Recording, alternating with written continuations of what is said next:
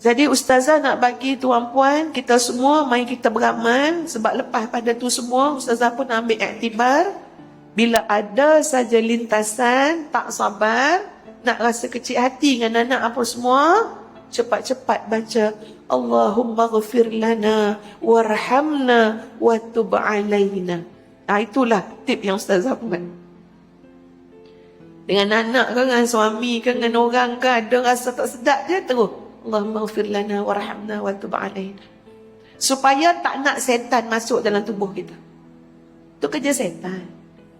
Ya, sensitif tak berpasal-pasal ni pun, ya kadang-kadang jadi laluan syaitan juga. Sampai kadang-kadang keluar doa yang tidak baik kan, itu setan sukalah. Jadi kita baca doa apa, ada je rasa tak kena sikit, cepat-cepat pintas rasa tu, Allahumma ghafir lana warhamna wa tub alaina. Ya Allah, ampunkanlah kami, kasihanilah kami, dan terimalah taubat kami. Siapa? Saya dan anak saya. Saya dan suami saya. Saya dan sahabat-sahabat saya. Jadi kita tu lunak hati dengan anak, lunak hati dengan suami, lunak hati dengan orang lain. Tak payah berasa hati dengan orang, tak payah. Serabut je berasa hati dengan orang. Baca doa tadi. Allahumma ghafir lana, sambung.